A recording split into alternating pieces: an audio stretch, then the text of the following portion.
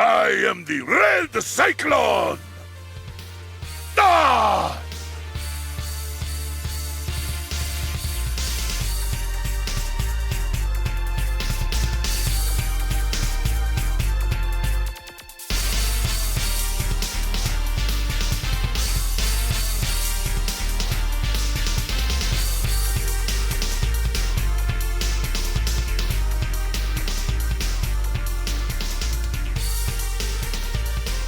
Hello, welcome to another episode of the It Gets Better I Swear podcast. I'm your host, Louis Beans, and I'm here with Merc with the mic. What is up? What is up?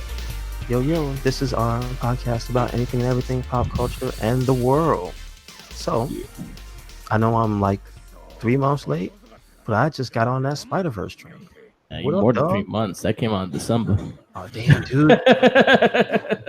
Shit. That was like Christmas time. I was late for the DVD release. Yeah. I mean, excuse me, the Blu-ray. Well, you know what it is. I was late to the party, y'all. I'm glad you saw it because it was an amazing movie. Yes. We can get deeper into that movie, but I know you saw the newest Spider-Man movie. Oh man. So I'm a huge Spider-Man person. Like I've been a Spider-Man fan since that was my first comic my mom ever bought me. Mm-hmm. So that was the character that I used to love, and that's the character I could relate to. Do you remember which one it was? My first comic of Spider-Man was during the Venom saga. Okay. It was one of the parts, and I was like, how you gonna get me a continuation part? I don't know what's gonna happen next. Damn. So my mom ended up getting me the whole saga. Because I read the first issue so many damn times that I wanted to know what happened. I was like, okay, I need the other issues because I don't know what's going on. See, the cool part about it really is that you were around at the time when it was coming out, so you could get them. You know what I mean? Because I know if you were trying to do that now, you would be like, nah, just get that shit online, dog. Oh yeah, like my original copy of Spider-Man 2, or was it 200? Oh, you mean like the first appearance of Venom? Okay, yeah. I think it was 200. No, I think it's 300. 300. Yeah, I had that. Like we got that off the newsstand. Mm-hmm. Yeah, and I have that, and I have it still mint condition. Mine's pretty mint condition, and that was my original copy. I didn't pay more than $3 for it. Cover price. Yeah. That's what I'm saying. I had the whole Venom saga, and that's where I started, and that's where I think that's the reason why Venom has a little. I have a little closeness with Venom too, because that was the first villain I seen in Amazing Spider-Man. Did you? I don't remember because we did talk about it. But were you a fan of the Venom? The movie? Recently? Yes. I liked the movie. I thought the movie was actually pretty good. I think they did the character well. Okay, I was about to ask as Eddie Brock. As Eddie Brock in Venom, I thought they did the character very well. Okay.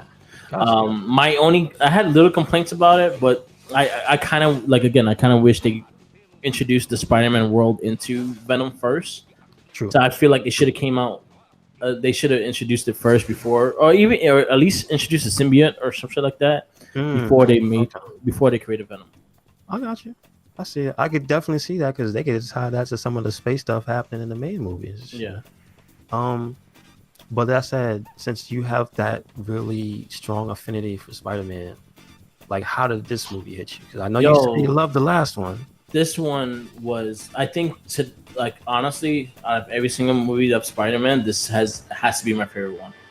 Gotcha. So that is even counting the old school one. Yeah, I think they did a really good job in balancing the story between Peter Parker, the aftermath of Endgame. So if you have not watched Endgame, you must watch Endgame before you see this movie.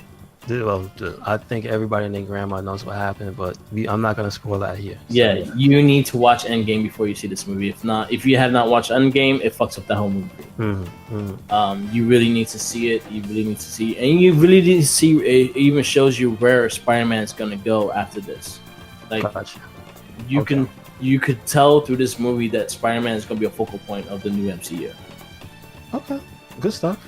But I truly love this movie. Like I loved everything. There was not one complaint I had about this movie. I loved the balancing. I loved I love how it flowed. It did not feel like a 2.5 hour movie. It felt like a little shorter than honestly it ends and you just like, that's it. Well, that's how I felt. It was such a good movie. Mysterio was such a good character. I think they portrayed him perfectly. Like out of every movie, they always have like a little like a little thing or two that they can't really do of their origin. But Mysterio was perfect. Like the way they did him was perfect, and how they built to him and everything was fucking perfect. I'm not familiar with his. So if you watch the origin. Spider-Man. Watch the Spider-Man animated series. That's the best way you can see the actual origin of Spider-Man, of Mysterio. Okay. If you ever watched the first episode of Mysterio, it kind of gives you a gist of what Mysterio is. And so that's basically extremely accurate to just the representation. He's the failed magician or what have you. No, he was like a special effects. Right? Yeah. Okay. So, and how they did it and how they connected to the MCU was genius. Gotcha. Okay. And they did a really good job of just connecting everything together. They did a good job with the aftermath of Endgame. They did a really good job of just making you feel what Peter Parker was feeling during the time, and how much the loss of somebody to him and things like that. But also now, do you know the specifics of this movie, like the directors or anything? Like, because I'm asking because this is the second one, and it seems to be getting great reviews, but it seems to be like there's a certain style of, I guess, it's directing and the combination of the acting from the people, but like who's responsible for this new style of movie where it's getting all these little things right? He did Homecoming too. His name is John Watts. And so that's what I mean. So who's he like, and what is his? Do you know of like his big deal? Like what got him here?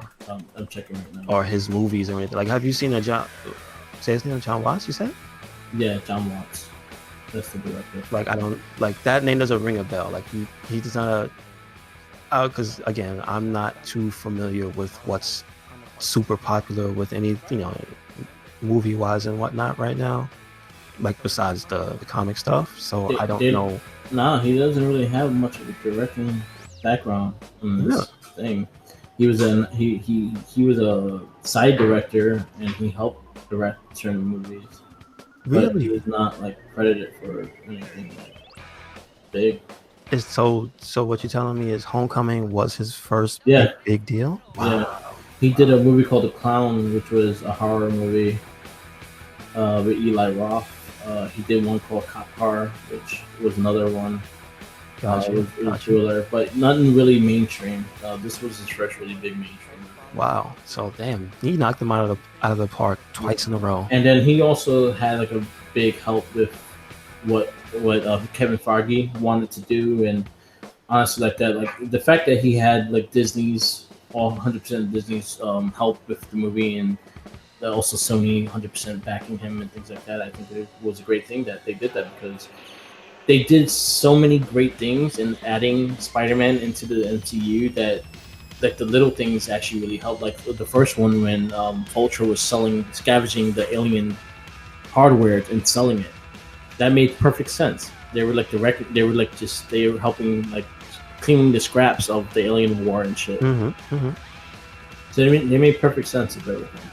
And as somebody just whoever, like again, I think it's amazing for this person who just came out of nowhere, but like you said, with the support, but the fact that they're keeping the continuity so tight still. And also John Favreau was a big hand in getting him as a director.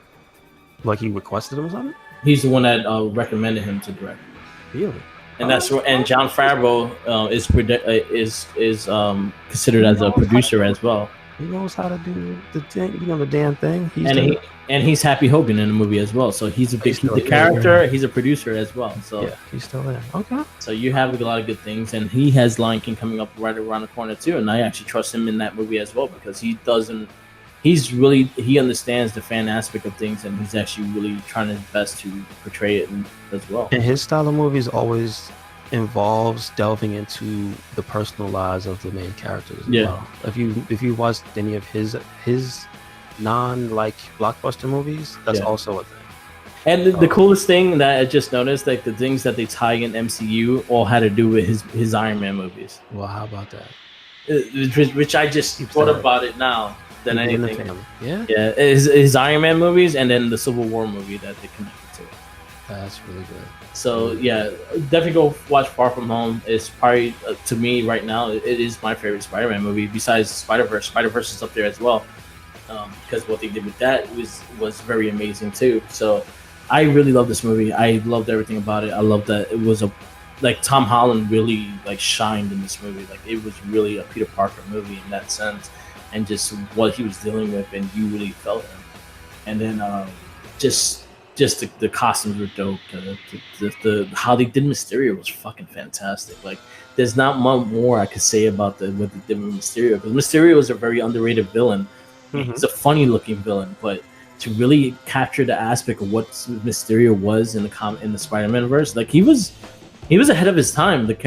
What he did as a character, he's ahead of his time because he's using a lot of technology in his villainy. Mm-hmm. I get it. Yeah, he like in his. It probably wasn't thought out back then as technical as it is today, because we're so much closer to being able to do that stuff. Yeah. Or like, you know, like I could see. To be real about it, a Mysterio can exist in today's world, just not outside of a computer. Yeah. But if you think about how much damage you can do nowadays, on the internet, and have the believability with all the technology at your disposal, you could make some really convincing shit happen. The thing about like the Mysterio, like honestly, this was a character that I know Sam Raimi wanted to do, and I think the character wouldn't have been portrayed the way it was in this movie. Oh, you sound a little muffled too. Oh, I don't think it would have been portrayed as good as this one. I mean, but it's also a different style of. No, I just feel like the technology now fit it perfectly. No, I know what you mean. Yeah, I know what you mean. I think it would have been harder to capture what they did in this movie, in the past movie, just by technology alone. Yeah, but I think the thing you might get lost in, like, is that it doesn't have to be that thing. Because for me, you know, one of my favorite portrayals of the character is the silly ass one on the cartoon. Yeah, and that didn't have today's technology. It was a silly ass cartoon. So if you're given something, you'll make something. It just wouldn't be as cool. I get it. Yeah, because of the lack of technology. But it's not to say it wouldn't be its own uniquely dope thing. Like I think Sam Raimi would have had captured it good, just the fact that he was better with the Golden Age characters and he hated the new characters. So the reason why you got Venom the way you got Venom is the fact that he hated the character. He didn't want it in this movie. He had to add it because of Sony. And it was kind of forced upon. Like, but every other character he did was pretty solid besides the costume. Yeah. I mean, see, you saying that makes me really, you know, thirsty for this new universe's portrayal of Doc Ock. Me too. And I wonder if they're going to use the female one.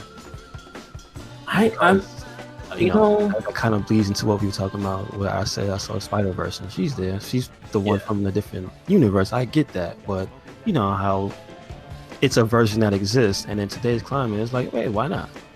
You know, I could see Green Goblin being a female. Well, is Green Goblin at all established in this new universe? Okay. Norman Osborn is not he's not mentioned, but he oh man. So it's a different character though. It was on Flash Thompson and not Harry Osborn.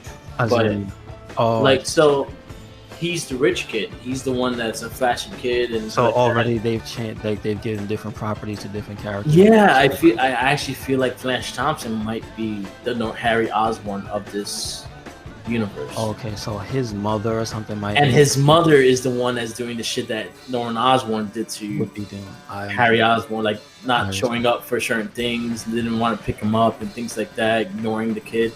Gotcha. Okay. And I have a feeling that Green Goblin could be portrayed as a female and not. Now that I'm thinking about it, it really makes sense now. I mean, like the way they're building this universe, I guess it would, yeah. And again, as long as I don't care, as long as you make a good character and you make a good story, and I have 100% into this story already, and that you will do it good, I'm 100% behind this. I really am. It looks like it's something that I want to see. Okay, that's not. But yeah, it is something that, like, I think I'm very confident in what they could do with this movie. So I'm 100% behind it. But like the whole thing, you just talking about it, and I'm trying to think about a character they trying to kind of portray to Harry Osborn was Flash Thompson. Flash Thompson is not this jock or anything like that. He's a very like viral kid that wants to be cool, and he does things like that, and he has the very characteristics of Harry Osborn than Flash Thompson. Wow. And do they delve more into him in this movie? Very little, but that was the one scene that I really noticed was he had a driver come pick him up, and he was like, "Oh, mom," and then he said, "Mom can't make it." Like, no, she was busy. I got they laying the groundwork. Okay, and you just busted my mind into that scene, and I'm like, wow, Green Goblin could be the Green Goblin. Wow, yeah. Because I could see them like mixing it because it's all like male dominant villains and shit like that, and you have Vulture already. You have Mysterio, which is a male villain, and things like that. So I could see them adding a female as a main villain as well, and yeah, it'd be interesting what they do with it. Yeah, this is true. Also, not even just that. I could. In your mind, since we're on the subject, do you have any female villains that exist already in Spider-Man's Rose Gallery? Black Cat?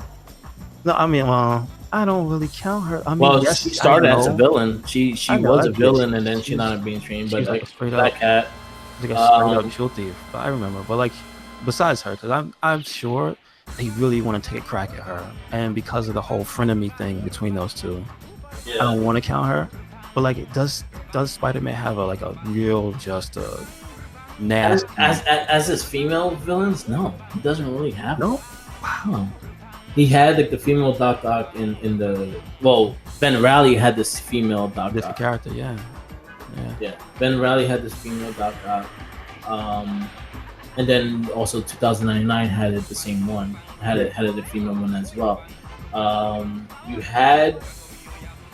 Menace, which was a female character, which was in this guy's Dan Slott's Spider-Man. Okay, is that a newer? Yeah, it was a newer one. It was Harry Osborn's girl that found the Goblin serum and she did it to herself. So she was a pregnant Green Goblin. Wow. So that means the baby was going to be a she had a Goblin baby.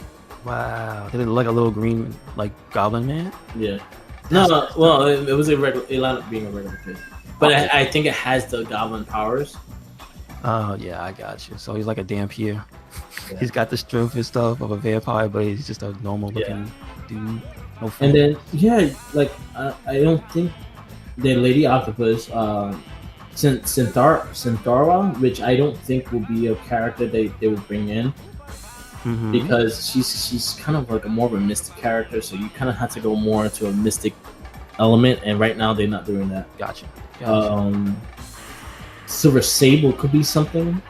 This is true, but she also falls into the frenemy thing. Yeah. So Menace is a brand new character I could see them really doing, and the fact that I could really see Menace. Like I'm trying to think of the bad villains. There was like one female that wasn't really a major character. Well, she wasn't. Remember Shriek? But Shriek ended up really being a side character because she was carrying the rest of them. But then she's also going in the category that she wasn't much of a character. That's another thing. And that you had Screwball, which could be interesting, and she was also in the new Spider-Man game. Oh, yeah. Okay. Yeah, she's kind of like a speedster-ish with that's that social media. Okay, I know you're talking about. Yeah. So I could see her being like a minor villain in a movie, but not like a main villain. Yeah, I think you're probably closest to what they. If they're not doing it, they probably should do, just because that is a thing that Spider-Man does not have. Yeah, I'm just thinking about that. Yeah. The Black Cat would be something, but then again, they had to kind of make her bad before they make her good. Yeah, this is true. You and I both know they're always gonna go with the Jewel Thief or whatever the equivalent in 2019 would be, or today's era. Mm-hmm. She's stealing. She's breaking into AT&Ts and stealing iPhones. Yeah. Listen, they cost like what, $2,000? Yeah. That damn Samsung flip open phone is supposed to be like $3,000. That's pretty much a low grade diamond. I'm just saying. And then I can also see. Like, if they do the female Goblin, I can also see being the Hobgoblin, not Green Goblin. Oh yeah, yes, that's true. That's true. Because I think they're looking to bring villains that hasn't been in the movies. Demigod. There you go. So I think that's something that they're trying to do. Demogoblin and Doppelganger. Bam. Menace. Menace is Goblin as well. This is true. So, didn't they make Doppelganger a female at one point? no, it wasn't a female. It wasn't a female? Nope. Like later on, I don't mean originally. I could have swore they just slapped a pair of breasts on a Doppelganger. Probably. I wouldn't be surprised. But yeah, Far From Home is an amazing movie. Definitely go see it. I don't want to keep going into it and spoil it, so I want people to see it. So yeah, it's hard to describe things without spoiling it, so I'm trying my best not to. But it was an amazing movie. Also, there's one on Netflix that you can watch now, which is Spider-Verse, which came out December of last year and was probably one of the best animated movies I've seen in a long time. Yeah, it was really up there for me. Like, I remember the style was a thing that would be the controversy or extreme love, and I was just like, no, man, I don't love it, I don't hate it, but I appreciate it on a level that's like, I want that to just be its own thing. Yeah. Like that style, and that's what I was telling you earlier. I was like, I wish there was an animated series that took that style and like gave each of the characters and this is, the idea I had was like, go ahead and don't prolong it, don't drag it out. Give each of the, I think it was like 7 or 6 characters, give them each a 6-episode miniseries in that style. I think that would be super cool. Well, Disney Plus, get on it, do it. And like, I'm excited for the sequel and the spinoff you said. So yeah, that's a cool thing. But like, it was just really like refreshing almost. And I just like how they did everything. Like, I'm not super versed on Miles' backstory. Yeah. Like, again, one of the things about him is he falls into the category for me when it comes to Spider-Man and a lot of the characters that wear a suit in Spider-Man. Yeah. Most of the time, I don't know who the hell they are. I just like their suit. Oh, yeah. If it's not Peter Parker in that suit, I probably don't know who they are. Okay. Because I don't read as often as I used to, the books as often as I used to, so I know for a fact that the costumes changed rapidly, and I know to expect in Marvel that it may not always be Peter Parker.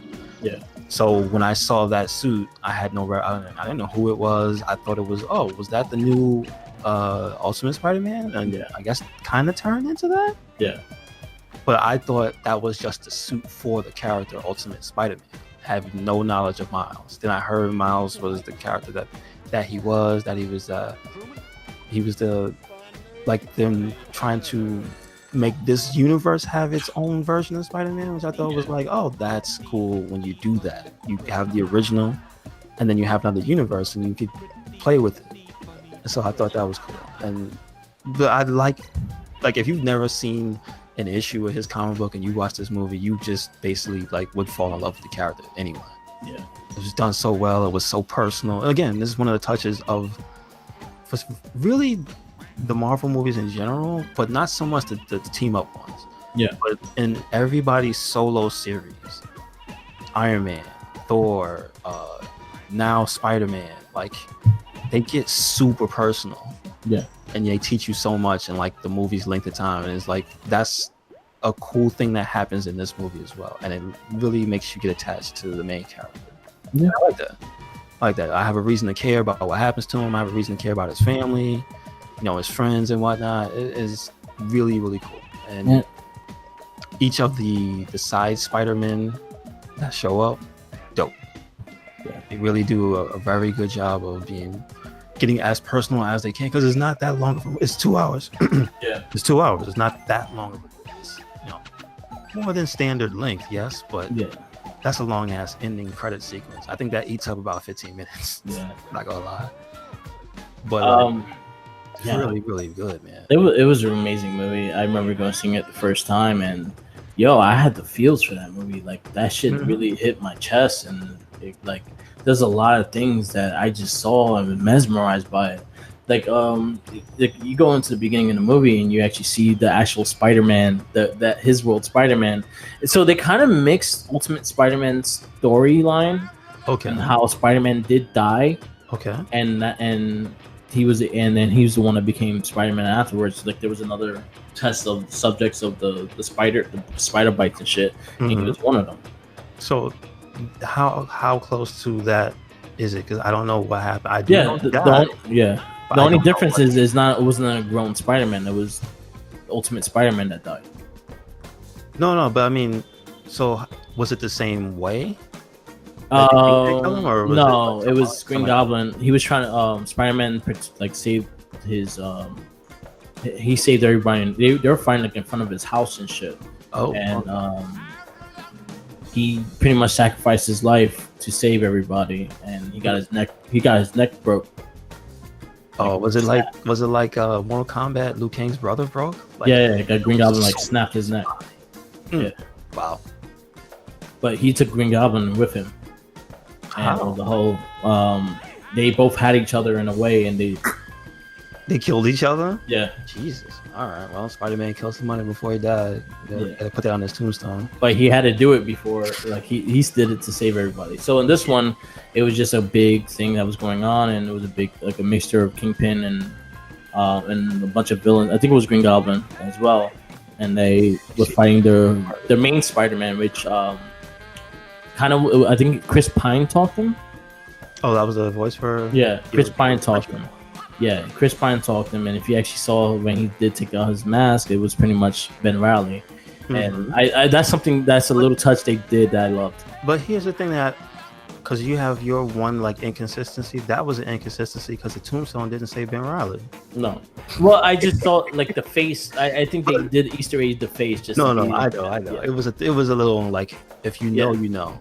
Yeah, and also I like when the first Spider-Man that shows up. Well, technically the second, because Gwen was already there. But when the Spider-Man sweatpants Spider-Man shows up, he says, "Oh, look at him! He's blonde and he's young and he's perfect." Like, oh, that's pretty funny. Yeah. So, yeah, but there's just like so much personality in every single character that they basically introduce. Even the villains. You get the Kingpin's personality, even though it's kind of one note, but you do get the hints of his motivations. Yeah. And then you go, well, knowing the Kingpin character, this is 100% accurate to something the Kingpin would do if he could do it. You know? His animation was fucking retarded. I love it. I love it. It's just like, you know what? The way he's always depicted in books as being such a strong individual. It's like, why don't just make him a block? Yeah, that's block.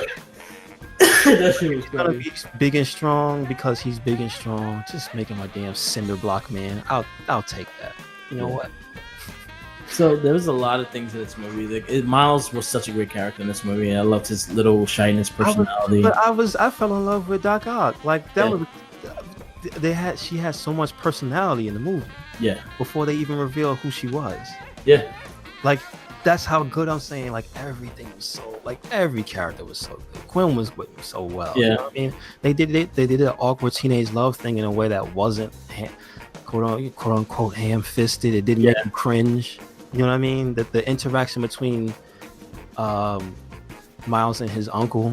I loved it. That was right out the Ultimate Spider-Man book. Really? Okay. Yeah, his uncle was Prowler, and he was like when he found out his uncle was Prowler, they had a big fight, and like that was the person that he was the most closest to, and he fucked everything up. Mm-hmm. Yeah, and like that entire interaction between him, off and on, even when they introduced the Prowler, that's super cool. They made the Prowler look dope. Yeah, he looked character. Yeah. He's one of those. He's kind of a golden age character. He's always one of those old generic ones. He was he would be considered Silver Age because he was in the 70s. 70s. Oh, he's only 70? I thought he was like old. Okay. Nah, okay. He came out like late 70s, early 80s. What about Beetle? Is he older than Prowler or no? No, Beetle's I think older than Prowler. Okay, but he reminded me of that vein also because they had the same color scheme. Yeah, the green and purple. Yeah. But it's just just really corny. You know what I mean? Just really like that's the Saturday morning cartoon guy. Hey, I'm holding up a bank guy. Well, funny note, Funny Didn't note that with Prowler, Funny note with Prowler, that was the original design idea for Spawn. As in, like, literally, what he was drawn as was what Spawn was supposed to look like. It was the original design of Spawn. Like the idea came from that character. So you would say that version in the movie was the more Spawn realized version, looked closer to what they wanted. Yeah, because you could see it more. You could look at it and go, "Oh yeah, I see that." Yeah, gotcha.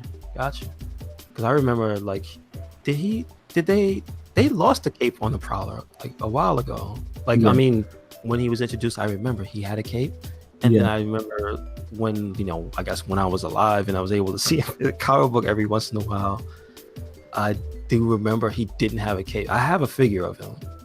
Not great. He had a cape though. He had extending hands. Yes, he did. He had extending claws like Wolverine. Oh, you know what I'm thinking of? I am thinking of the Beetle. God damn it. Nah, Prowler always had the cape. They kind of cut the cape down in this movie, but he always kind of had a cape. Well, he had a pretty Spawn-esque cape in this one. Yeah. Now that you mention it, it's like, damn, dude, that's 100. That's 1-to-1 almost. The mask, the cape, the chains on the wrists and stuff. Yeah. So, I mean, but again, kudos to whoever was behind this movie again for making just like everybody unique, but you gave a shit about everybody. I like the Scorpion. He was just speaking in Spanish the whole movie. I'm like, oh, like, I don't know what, you know, like you said, that's an actual Scorpion from one of the other universes. I'm like, that's pretty damn cool that most everybody was from somewhere. Yeah. So if you actually look at the storyline, the Spider-Verse storyline, and that came out a couple years ago, you'll recognize a lot of the characters because they actually did use a lot of the characters when they went to different worlds and stuff. Gotcha. So the Scorpion I recognize from that comic. Gotcha. Doc Ock was kind of like they kind of mixed her with two characters. They kind of mixed her with the future Doc Ock, and they also kind of mixed her with this character that wound up being Octavius' daughter in the current during Ben Reilly's run as Spider-Man. They kind of mixed those two together. Gotcha. All right. And then there's a lot of things that if you're diverse into Spider-Man, you know Spider-Man, then there's a lot of things that trigger bells for you. Like, oh shit, that's this. And like, and how they betraying it, I did like Alchemist, the lab was from 2099. Yes. That was one thing. I was hoping to see a Miguel cameo. I'm just saying. So, did you watch it all the way to the end? I watched to the end of the movie, but you didn't watch the credits? No. You gotta watch the credits. All right. Well, I'm gonna go back and do that.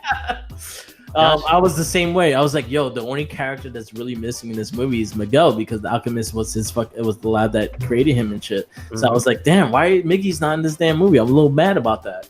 Oh shit! Just the fact that I knew he would have been perfect for the movie and his character and shit like that. But if you watch the end credits, you get Miggy. Okay. All right. Now I got some. And it's hilarious. Okay, good stuff. It's hilarious. So, I really like the story of Miles Morales. I like the way they did everything. I liked his design. I liked the suit. I liked the suit with the sneakers and everything. Can I ask you a question though? Is that the original way he made his suit, where he had a suit and spray painted it? Not exactly. He kind of had like a Spider-Man-ish kind of suit when he first started. He kind of looked like Spider-Man actually. Okay. And then he went to his own color scheme, which was the black and red. Do they ever show how he did the color scheme change? Like, because I'm being real here with a character like that's not rich. Yeah. You know, like, what does he do to get a different costume? Did he just sit in his room and sew it like Spider-Man did? He kind of did exactly what Spider-Man did. Or did he like just? Because I wonder, because that was the reason I asked that is because that was a cool addition because of the way they made his character in the movie. Yeah. And the bond with his uncle. Yeah. And then the symbolism of that with the costume, like there's a lot of layers to that. That was really cool. And I like the fact that like his modernized Spider-Man was kind of like Tony Stark. He had like a whole fucking hideout. Yeah. And like Aunt May is the one that designed his costume and shit. I actually dug that. A little bit of Superior Spider-Man in there. Yeah. Like a little bit. Just like, damn, this Peter thought way ahead. Maybe that's something we get in the next movie. Maybe. Oh, that'd be so cool. See, this is one thing I love about the animated movie is the fact that there's a lot more you could get away with without having to do it live action. Mm-hmm. And you know what I thought was really cool? When you mentioned that specific fact, the effect that they put on the characters of them feeling the things from the effect they were feeling from being in the universe too long, and the way they did, they literally did it in the movie. They glitched out, and it's just like, that's really cool. I like that. I really had like a personal love for the Sweatpants Spider-Man. Yeah. Who's his voice? The same one. He's a comedian. Okay. He was in the cop movie with Damon Wayans' son. I saw that movie. Yeah. Was it Franco? That's not. No, it can't be the same guy. Wasn't that James Franco's brother? No, it wasn't. I'll tell you right now. Because I'm trying to remember which. He's Jake Johnson. Oh, I got you. Okay. He was in American Pie movies. He's in New Girl. He was in Tag. He's in Jurassic World. Let's Be Cops. He was in that movie. He was in 21 Jump Street. The new one. I got you. Yeah, he does a lot of like side work. He does a lot of like side character stuff. He was in Get Him to the Greek. He was in Harold and Kumar. Okay. He was the best friend in Harold and Kumar, the next door neighbors that they saw and shit. I have to go back and watch that, and I never saw the second one. Yeah, he's in a lot. He's in a lot of movies, but he's the one that talked. But no, now that I see who it is, I remember now. I do, because I saw We Should Be Cops. That was a pretty he was Sweatpants Spider-Man, but the fact that Sweatpants Spider-Man was kind of suicidal. And I guess that's the Spider-Man from like the comic book of the one where he, like, wants to walk away. Yeah, that's what instantly came to mind, was like, oh, this is the one where he wants to quit. I feel like this one was more the fact that he had nothing left to lose. Like, he had nothing. So him going back to his universe he had nothing, because him and MJ were divorced. He lost his uncle. I think he lost Aunt May as well. So he had nothing really to go back to, and I think that was the one key element they showed with him, is the fact that he was fucking depressed. He was sad. He didn't have nothing, or he was scared to re-get everything. So he was willing to sacrifice his life for everyone else to have their happiness. Yeah, him sleeping face down on the futon was still hilarious. Yeah, classic defeated pose. Yeah, and the cold pizza. Yeah. So that was like a characteristic of him that I just felt I felt really bad for him and shit. In that sense, is the fact that all these people are doing so good and building their lives and shit, and he lost everything. So he's like, why should I sacrifice your happiness for mine, kind of thing. So well, you know what? But he went into that Peter Parker mode, is the fact that I want you guys to live and I won't take the hit. But I realized, though, from reading just multiple writers' takes on Spider-Man, I think that's the trait. He goes through highs, and Spider-Man goes through the lowest of lows, and they usually always show you both.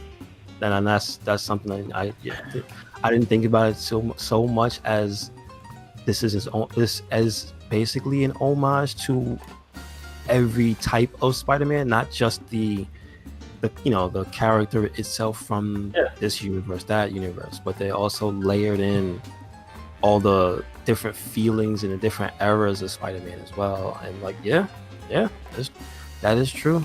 Spider-Man's been on top of the world, and he has been in the gutter. Yeah, and I think that was one side that they really had to show, because that was pretty much Peter Parker for most of my life that I know of. There's the one that's scratching for money and scratching for food and still being his best to save everyone, kind of thing. Yeah, the one that had to pay for web fluid with photography pictures that they did in the Genesis game. I remember that. Yeah, so those are the things that I remember, and those are the things that I was really happy with that Spider-Man. I did like the side Spider-Man. Spider-Man was funny.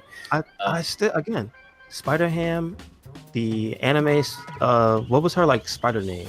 I don't know. I know she just had a regular ass name, Penny. It was Penny, but she didn't have a spider name. Her name wasn't a tarantula or anything, but Penny, Spider-Ham, and Spider-Man Noir even though they had like the least bit of character development, what was there was still more than enough. You know what I'm saying? It just made it so good.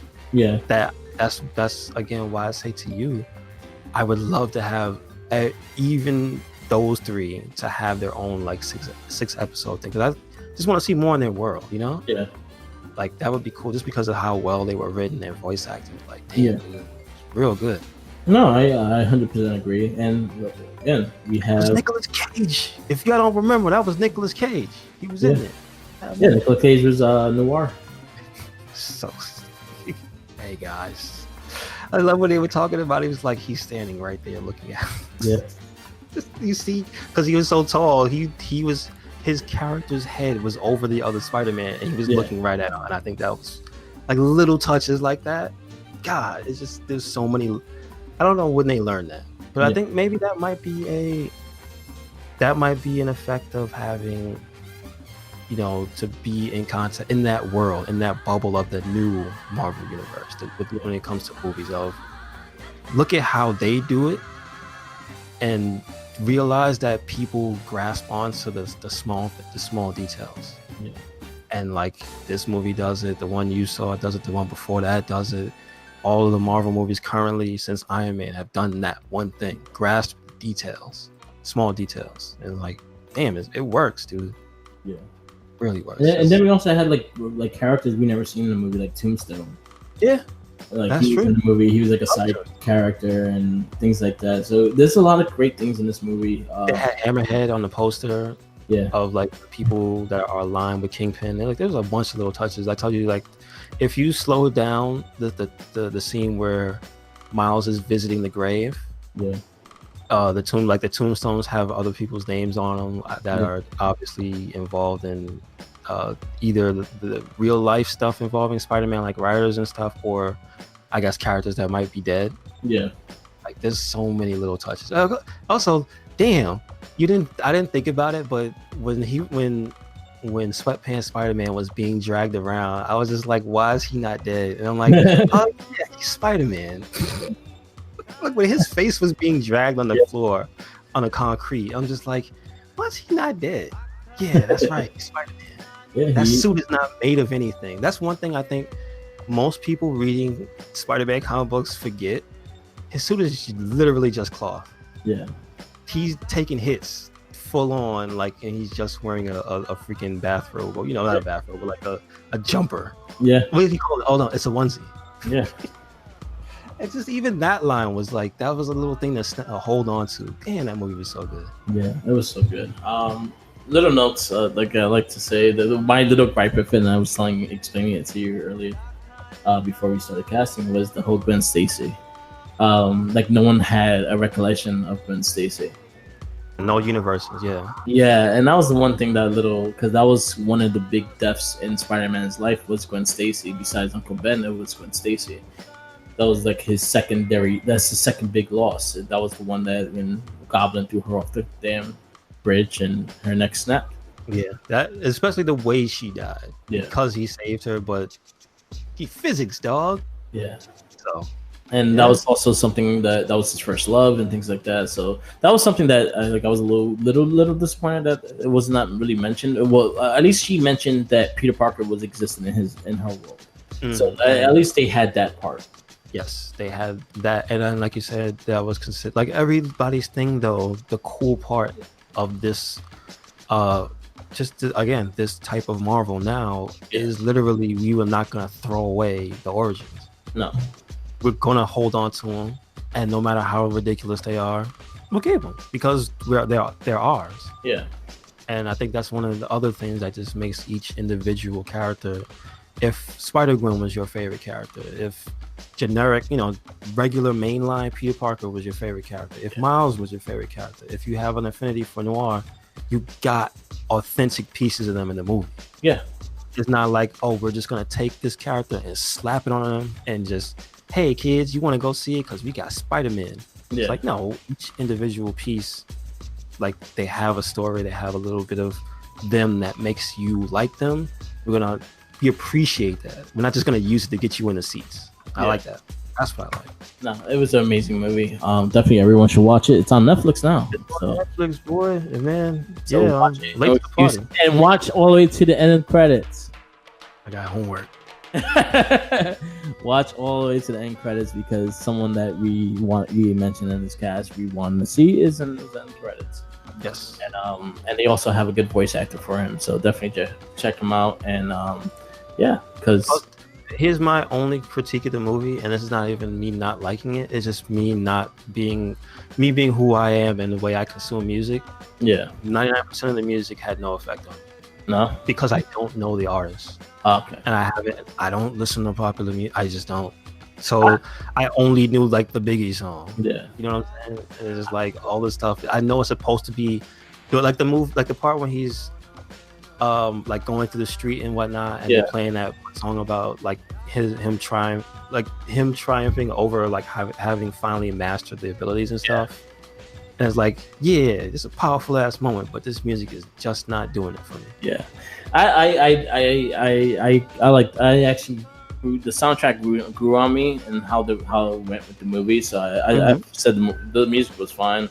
I think it fit the movie, the way the style. I think if you're younger and into that, whoever the artist is, it will have more of an impact because you'll know the words to the song. Yeah, you'll know the artist. You'll know, how you have a personal connection to the artist. You'll know, like, oh man, this song is about this and it's about overcoming this, and you like it'll hit you because you know it. Yeah, and it's just when you don't know it, it doesn't hit me negatively. It's just like I'm not triggered by the nostalgia triggers aren't coming on. That makes sense. That makes sense. So that's about the only thing that was like, I don't know this. Okay. Yeah. So overall, I would recommend it to anybody, adult, child. Watch it. It's real good. It's real good. Yeah. As Booker T would say. Nah, it was really good. I love the movie. Yes, sir. Yes, sir. Yeah. Again, I don't want to keep too long. Just want to throw out a few PSAs. This is a yearly one. I think it's been around since 2016. But I would also just like to put out there this post was on a Reset Era forum like maybe a year ago. I heard it brought up on Giant Bomb's podcast maybe about 3 to 4 months ago. If you're a retro collector and you have a bunch of old video game systems, if they have internal clocks and specifically an Xbox original, please take a YouTube tutorial and get yourself a set of screwdrivers, because you do want to get that the capacitors out for the clock, like the battery, or basically a battery for the clock. It will leak. I think there's no if, it just is a matter of time. So again, this is just like a PSA for collectors, and it's fairly recent, within the past 2 years. And I realize now this is going to start happening more and more because those systems aren't that old, quote unquote, but they are old. So like Xbox 2004, Xbox original. I think the life cycle ended 2004 because they said if it was manufactured in 2004, is the only time the problem was fixed. So it might be the ones before. I'm hoping the one I have. It's definitely the units before 2004, but let's say in production, I think ceased for our Xbox original in 2004, and those units are the ones where they fixed the problem. Okay. So I think maybe like if you got lucky, like I didn't got one of those Halo green Xbox, the see-through ones, it might have been made around that time, but it might have been before that, because I think that was Halo 2, if I'm not mistaken. And Halo 2 is before 2004. So again, just an important thing. And I would like to bring it up because it's personally happened to me. If you own a PlayStation Portable, a PSP, I have a Metal Gear. I want to get the name again. I think it was Peace Walker. The Peace Walker bundle was one of the last models of that system. Meaning, if you have an older one, it's time for you to check your PSP to see if the battery blew up in there. So check your batteries for your older systems. If you have a PSP, the battery may have, I don't know what the technical term is, but it basically like puffs up like a little like corn basically. Yeah. What you don't want to see is it leaking battery acid. I think maybe because of the construction of the batteries for PSP and like portable systems, that big black flat one, they don't just explode and burst open for no reason. But they will expand the system. They could potentially break the hinge on the door. They could probably warp the plastic because it's literally all that pressure is not going anywhere. Yeah. So if you're a collector and you have these things, make sure you check your stuff. Check your batteries. Throw them away. Not throw them away. Excuse me. Dispose of them properly. Sometimes you have to also like even like the old school like NES games, like they gotta do that because they have the cell batteries in them. Those probably won't get out at this point. They might still be around. That's the crazy thing about all of this. I don't know if it was construction, but I think maybe it's just the type of batteries they use. Yeah. But I think you'll find it's not rare to actually find NES games, and for some reason they still have save files at work. It's so weird. It's super weird. I don't know why that is. I mean, like I said, I guess it's just what they use. Yeah. But most cartridges, Super Nintendo, I guess Genesis as well. I'm not sure if anything like 64 era has that issue, because the later era 64 games did have things you could save in there. Because I remember the expansion pack came for no, you could always save data in the 64 game. It was just to expand the graphics. But damn, you making me think about all the stuff I have to check now. Yeah, I have to check my No Mercy to see if all my characters are still there. Yeah, that's important, especially if you did edits. Yes. Oh man, I gotta check my Virtual Pro Wrestling too. Don't say that. God, I reworked that whole game. I made current wrestlers. I made everything, and I put their English names on every single person. Yeah, I know what you mean. I was doing that for a while too, before Wii U. When the Wii was still out, I still had my 64 around. Yeah. So, yes, that is a thing that unfortunately for collectors of old consoles, you got to be cognizant of it, and I'm learning that lesson now. Thankfully, stuff I have hasn't been destroyed by the batteries, which is good. But make sure you go out, if you do have old stuff and old handhelds, check your batteries. Yeah. So, do it. PSA. Yeah. RedCycloneInc PSA. Just a reminder. Check your batteries.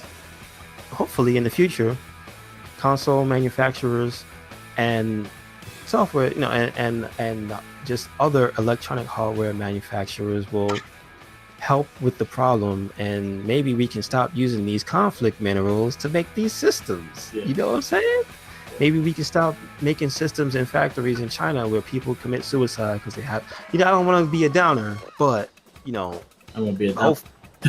Yeah, I'm just saying. I don't want to sound like Kwame, but our planet is in peril. Gaia, the spirit of the earth.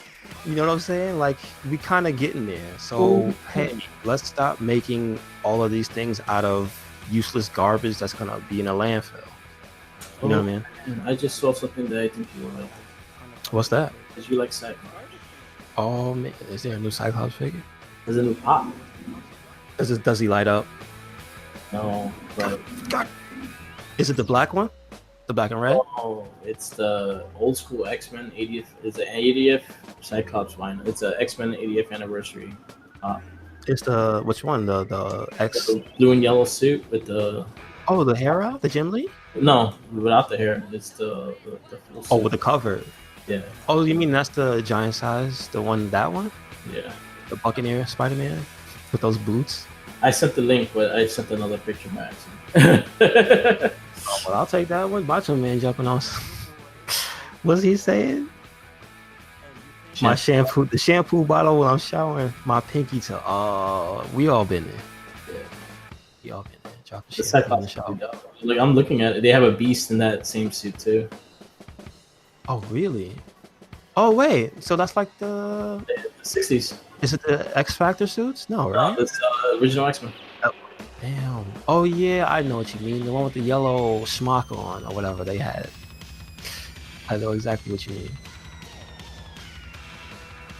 Okay, good stuff.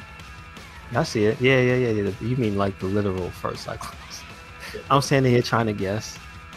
Yeah, I would like the last X-Men suit, the X Red X. I like that one. Yeah, I like that costume a lot. A lot of people don't like it. I like that costume. That's just because they didn't like Cyclops. They was hating.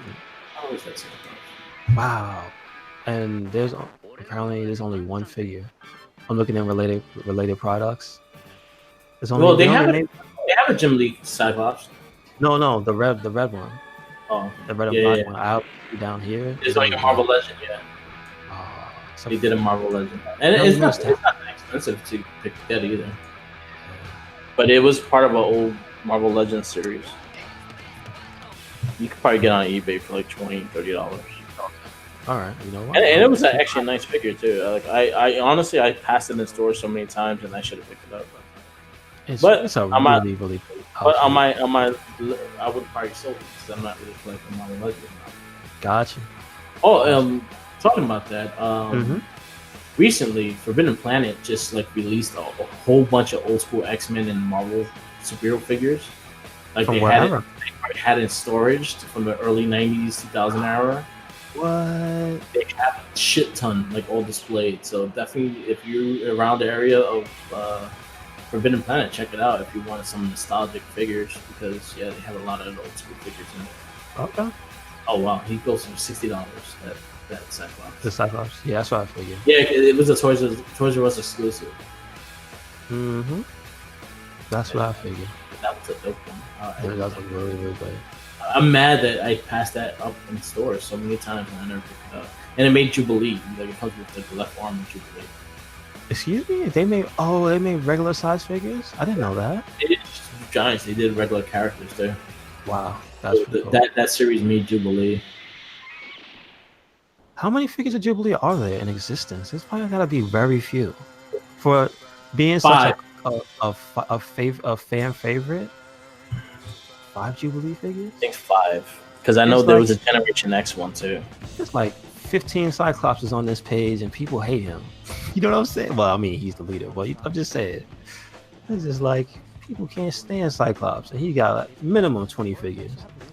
Without counting the Japanese ones, I won't count those. She has 1, 2, the Generation X. The real long pause.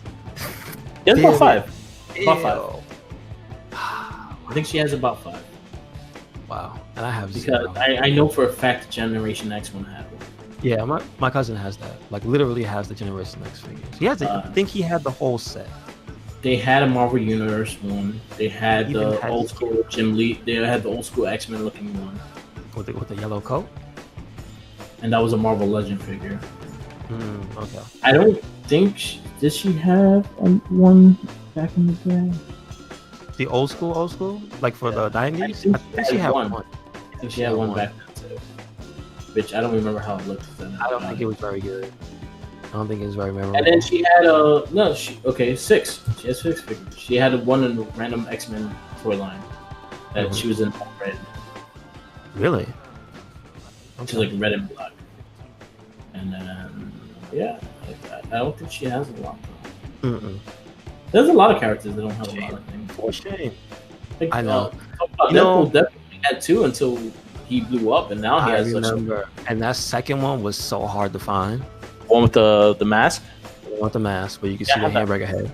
Yeah, I had a chance to get it for a decent price, but I was like, it was either that or another figure. I got that for $3.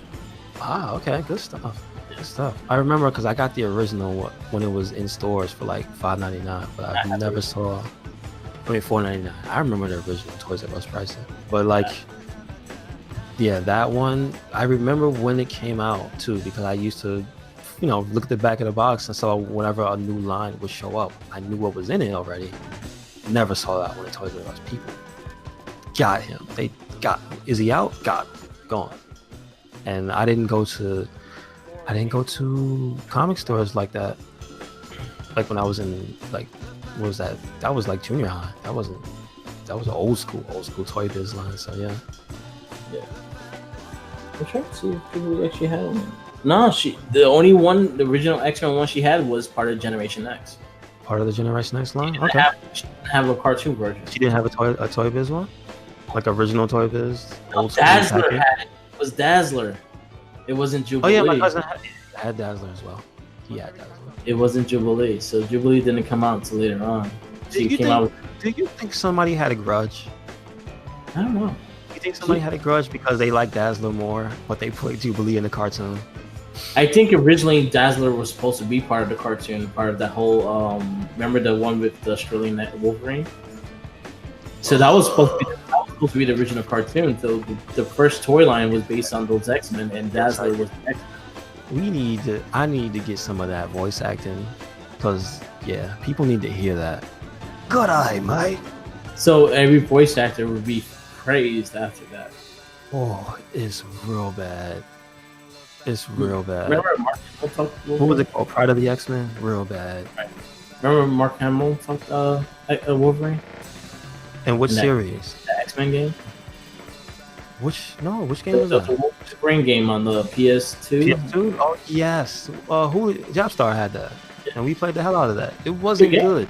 It was alright. No, I'm going to tell you specifically what wasn't good. Do you remember the second level when you had to be in the snow at the Weapon X facility, I think it was? Yo, that shit was so bad. Like, the level design for that level was bad, dude. Like, go back and play that. Me and Julio got stuck. I think the one good Wolverine game was the X-Men Origins Wolverine. That was a really good game. He's one of those superheroes that unfortunately his solo games weren't good, but that was his best one. That was yeah. I played the demo for that. It was real fun. That one was one of his best ones. That was when he took battle damage and he healed. Yeah, down to the bone. Yep, his wife beater healed. Yep. Yes, it did. Yes, it did. And you got to beat up Leah Shriver. Yes. Yeah. And he got to beat up the Deadpool, the so-called Deadpool. God, that is an abomination. That somebody, whenever anybody at Fox ever says, "Hey man, we made X-Men," they need to hold that up above their heads and then turn it sideways and beat them with it. Deadpool did it. Deadpool did it in his movie, in Deadpool 2. In the end credits, he killed him. No, I don't know that. I'm just talking about real life. They should just, if anybody ever decides to type that in the keyboard, you remember the X-Men movie, somebody needs to hold that picture up. Yeah. Look what you did. That's something Ryan Reynolds does all the time. When they try to take praise on we do such good X-Men movies, he shows the damn Deadpool. What you did to me. That's what he should just say. Look what you did to me. And then in the Deadpool 2, he killed him. Oh man. He shot him in the head like multiple times. I bet that makes somebody at Marvel just cry. It's like, how did you do this? I love it. I love that he shot him in the head. I take that as a personal attack on Rob Liefeld. See, that's what happened. Did he have corroded feet? Wasn't he barefoot? He was barefoot. Oh, so maybe. That's something that he can't draw. Exactly. Rob Liefeld. Listen, hey, look, he created characters that we still care about. It just took us to a better artist to really establish.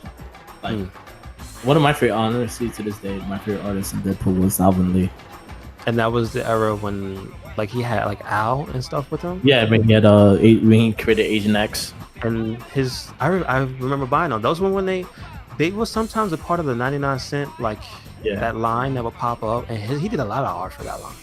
Alvin Lee had amazing art. I like those, and I like the Ed McGuinness. Ed McGuinness, you're probably talking about. Yeah. Thank you.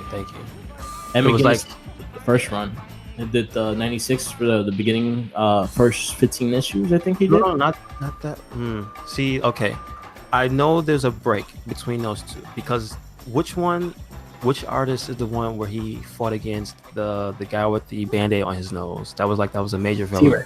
T-Ray. That was Ed McGuinness. Okay, so that's the one I got into. Okay. Yeah, that was Ed McGuinness. Yes. And Ed McGuinness did the art for a while, and then it went to someone else that actually usually draw for Spawn. Okay. So it had a lot of Spawnish art to it. Mm-hmm. And then I think they changed artists quite a few times. Like I don't know the exact times, but they changed it quite a few times. And then Alvin Lee closed out that whole that Deadpool run with his last bunch of issues. That's when they started adding Taskmaster in it, and that's when they changed his design, right? Yeah, with the energy shield and shit. Yeah. And with the hoodie. Yeah. Alvin Lee was part of my favorite, and if you don't know who Alvin Lee is now, look at every single Street Fighter game. That's his designs. Yeah. What was it? Post what?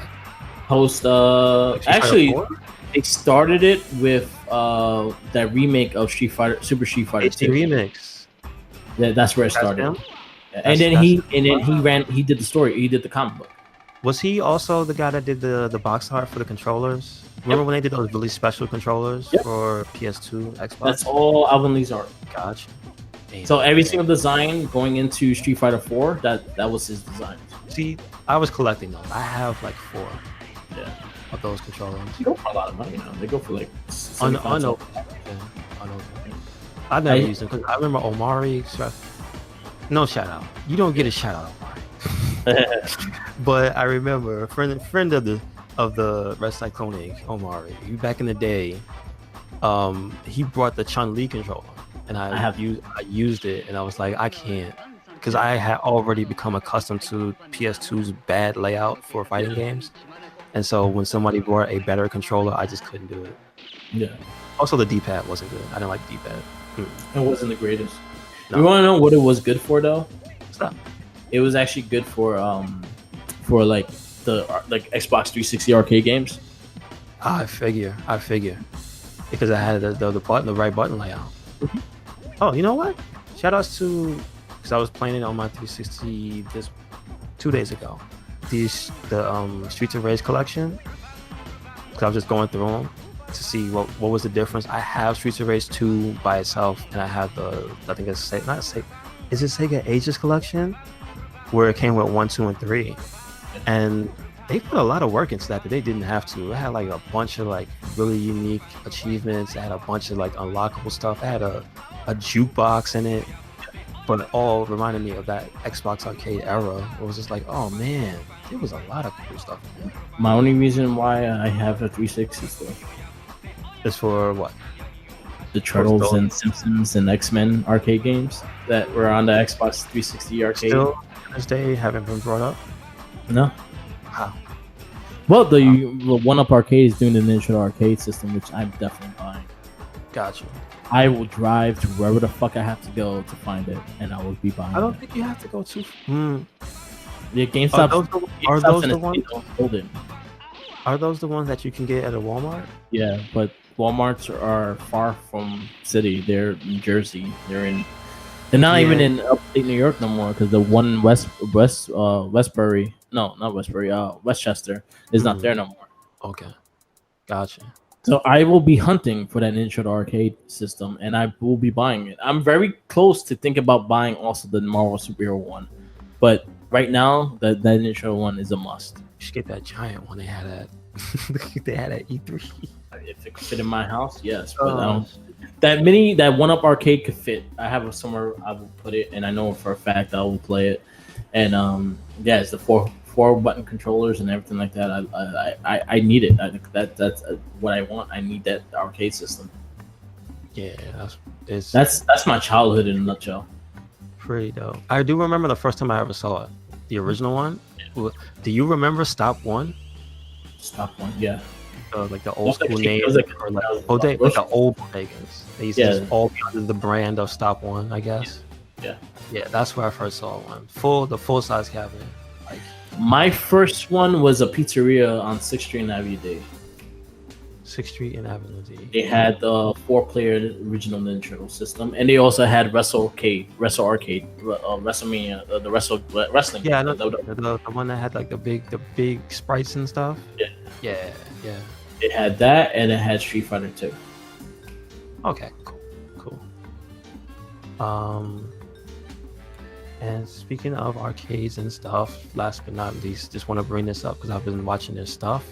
Mm-hmm. Shout outs to, and I might take a trip down there just to buy some because they're fading really fast in the way that things are. But maybe not, because I think more and more stuff is going to become available through these smaller stores because people are going to start, these new consoles that are out now are going to become old and people are going to be taking them and trading them in. Shout out to a video game store named Brooklyn Video Games. They've been doing recently, while I've been getting a lot of like why they've been on my radar is one of the streamer companies named Team Spooky. They usually do fighting game tournaments and stuff. One of the members of Team Spooky, Arturo, he's been doing in collaboration with this place. They've been doing King of Fighters 2002 fighting game tournaments, and it's been awesome. Like arcade tournaments. Oh, nice. Yo, just a small thing, if you don't know about South Americans and King of Fighters, it is like the thing where you lock you twist the two fingers together. They are tight like that. They are inseparable. King of Fighters is like the consummate South American fighting game. Like almost every country in South America has a small scene for King of Fighters. It's crazy, like, and the loyalty, ridiculous. And it's just dope to see the locals, and you see if you hang out in Brooklyn, like if you have family in Brooklyn, you never know who you might see like there, because it's just like everyday people. It's not like the big fighting game tournaments where like it's always dudes from Japan and whatnot. It's like just neighborhood people. Yeah, and it's just cool to see, like, if you bring it, they will come. Nice. Like that's literally just a video game store that has a few cabinets. Yeah, and like it just went down. It was like, hey, you want to host? Sure. So now they're streaming KOF tournaments out of it, and it's so dope. And it's just, man, to be completely honest, that's my favorite King of Fighters game anyway. Nice. King of Fighters 2002, because it has a huge roster. It has like a lot of not very broken things going on in there, but it has some broken stuff that looks cool when people get it right. But it's has a high ass ceiling of execution to do. It's got really, really good music. Really, really good music. Like that's one of the things I always like shout out about a game. If it's got good music, yeah, KOF 2002 really does. But I like to see this type of collaboration. This is not some Dave and Buster. This is not some multi-million conglomerate. This is like local video game store, and they're streaming fighting game tournaments, and that's a cool thing. So if you can support, it is located. I just want to read out the location. It's Brooklyn Video Games, 6801 20th Avenue in Brooklyn, New York. Zip code is 11204. Like, I'll put that up in the show notes and whatnot. But like, support them. Nice. We like seeing those scenes because it's like it reminds me of the same way there's local wrestling. Yeah, and like you don't really think about it. Yeah, you there's you think about it like, oh man, I want to go to a show. I want to, but on the same level, you think about, oh man, I want to go to a tournament, but damn it, I don't feel like going to this damn convention center, or I don't feel like going to this hotel, because usually they need a big room to host a video game tournament. And it's just like, it's just a few cabinets and like maybe 20-30 people. I remember back in the day, Chinatown Fair used to do them a lot too. This is true. There's one I know close by. Little known thing, but very known in the community. You might have seen this guy, the guy who streams, Arturo Sanchez, because he was a local back then. Yeah. Also, like I remember 8-Bit and Up used to do a lot of tournaments and stuff too. Do you know if they're still around? Yeah, they're still around. They're on 3rd and 1st Avenue, but I don't think they do tournaments like they used to. But I know they do. They used to do a lot of Street Fighter tournaments there. Cool beans. So yeah, any place that gather people and play video games is always great to really promote and stuff. Again, that's the reason why a lot of us play video games, because what we did with our friends was play video games. Mm-hmm. It builds a sense of community and keeps people happy, because a lot of stuff to not be happy about. Yep. So take that in consideration. Yeah, we did play some Samurai Showdown. When Chinkies came to watch Spider-Man with me, we played some Samurai Showdown, and he was really digging the game because, again, it's a really fun game. It's a different kind of fighting game because it's very patient. A lot of patience in the fighting game. Mm-hmm. If you butt mash, you will get caught. Yes. And you will get potentially cut in half. Yes, I cut it in half like 4 times. He didn't learn his lesson. This is guy randomly. This is guy in the game that has like 8 swords. Oh yeah. And I'm like, why? Like, why you carry so many swords? I'll tell you one thing about him. Yeah. No, he has 7. No, I think it's 6 he carries. 7. He has 6 on him and 1 he uses. but he has an eighth one. Have you seen what the eighth one looks like? No. Oh boy, yeah. Just look that up online. Look up on. No, it is a seven sword. It is a seven sword. Because there's like a Japanese thing, seven samurai, seven swords. Yeah. There's a whole bunch of things that goes to. Apparently, they're all named for a woman in his life or something like that. And then there's a thing called a rose mechanic associated with him. But yeah, watch him. See what happens when he unlocks the seventh sword. It's real bad. It's real bad. Basically, you instantly win. You got anything else, bro? That's about it. I'm still playing Judgement. I'm still getting through the game. I really love it. It's a really fun game. Definitely everyone should check it out. It's a unique game, and I've been digging it. Good stuff. Have there been any more ridiculous quests that you stick out? Catchem. Oh my god! Ask Catchem. Right. Yes, ask Catchem. So things that I started realizing is the things that you mentioned before about the side stories and the English dub. It's kind of silly because all you hear is like, yeah, okay, all right, yeah, okay, and it's kind of annoying. But other than that, it's pretty fun. It's a good game. The story is getting really interesting with figuring out the murderer and things like that. A lot of the side stories are interesting, but they kind of require the same must repeat kind of things. But other than that, it's been a really fun game. I'll probably get back on it later today. Good stuff. And since we're closing out the show, where can they catch that playthrough? Twitch TV, Merc with the Mic. Where else you at, Merc? YouTube, Merc with the Mic. Instagram, Tumblr. Where you at? SoundCloud. We got Twitter, Tumblr, Instagram, and then Facebook, the Wrestling Babble page, and the RedCycloneInc page. We just did a Wrestling Babble. Check that out. Yep. And you can catch the RedCycloneInc on everything RedCycloneInc on the internet. We're on social media, on Instagram, Twitter. We have a Facebook page, RedCycloneInc. We also have Tumblr and SoundCloud. And also the YouTube where you can check out this video and the other playthroughs I put up. Go play Judgement. It's real good. And go join a local tournament. Go support your local fighting games team.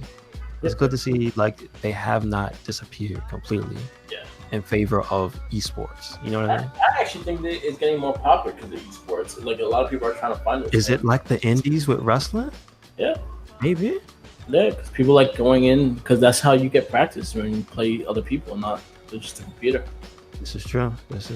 You can be an online warrior for only so long. Yeah, because then you gotta deal with the shit talking, and when you do it in person, a lot of people take it personally. Yeah, it's not. Know what? That's something that I feel like nowadays in the esports they have to kind of have a control on, because now some of the games are getting really personal. And if you're talking shit, and your buddies are talking shit, and it's respectful, that's fine. But if you're talking shit and trying to really get at the person and stuff like that, that's what's causing the violence in these damn things. And you guys gotta stop that shit. Yeah, the cool thing about that specific thing was this past CEO, there was an incident that there's a lot of videos going around about it. Yeah. And then you know what? They knew how to handle it. They talked their shit and they kept their hands to themselves. Yeah. And they kept it in the game. They kept it in the realm of, we're on a stage, I'm gonna pop off when I win because you was talking shit. Yeah. And they kept it at that. So they for the standard stuff, they know on the big streams and whatnot, they know. But yeah, people do be getting a little hurt. Yeah, because there's there's been a lot of I don't want to see the community die because of stupid shit like that. So this is something that you, as players, has to be able to suck up or be able to handle it and give a dish back.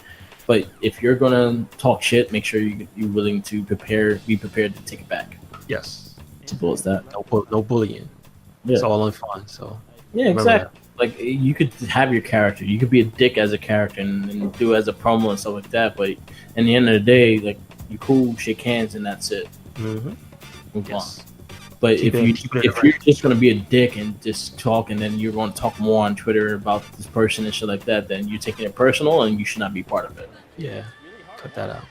Yep.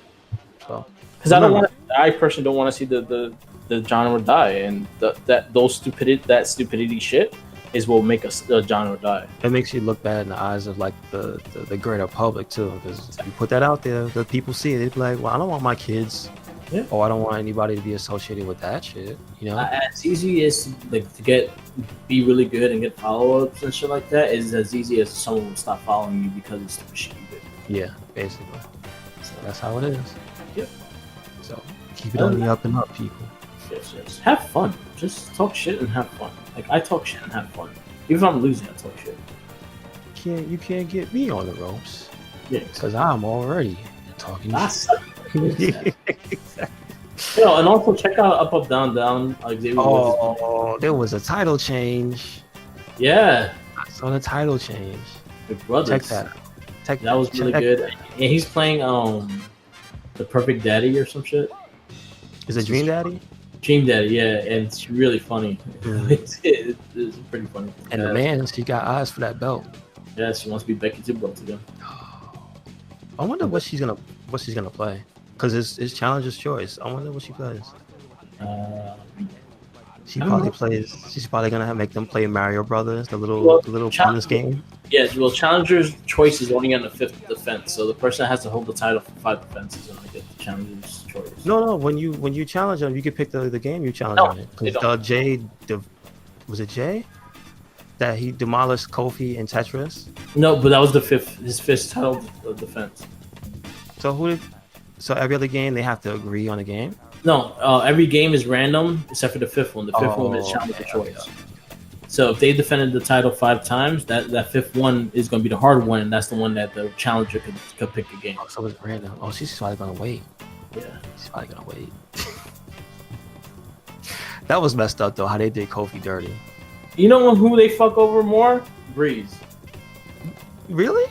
Yeah, they won't let Breeze win nothing. Oh, damn. He gotta wait. He's gotta play smart, man. He's gotta wait. Yeah, wait till he can challenge. Exactly. But I think Xavier will screw him over and not let him challenge. Oh, damn. Has Buddy Murphy challenged for the belt? Yeah. I think it was when Gallagher had it. Okay, gotcha. And he almost won it too. He was very close. I like Swagger the Christie. That's chill. Me too. I miss his poems after his victory. Yep. I think he's gonna get it back if Juicy goes into if Oos goes one is Juicy and one is Oos. Juicy just lost. Oos has the belt now. That's Jimmy. Jimmy has it. I think if he goes to 5 and Gallagher, I think Gallagher's gonna go with UFC and he's gonna destroy everybody. Oh shit! There you go. Yep. He's sleeper cell waiting in the wings. Yep. All right, y'all. So. Thank you for joining us. Make sure you come back next time. You know where we at. Yeah. Peace out. Don't forget the sandwiches and the juices. And check out our past cast. Check out the Morphin cast. We have Kakuranger. Oh my god. Yeah, like I remember you telling me about the theme song. Yeah, it's real good. Yeah. Really good. And the ending. I like the end. I don't know which one I like more. I love the ending. I think the ending of that one is equivalent of the Dire Ranger theme song. It's really good. Really fucking good. All right, y'all. Make sure you check those out on the Merc with the Mic SoundCloud page. Do it. Peace. Later. Let's remix it.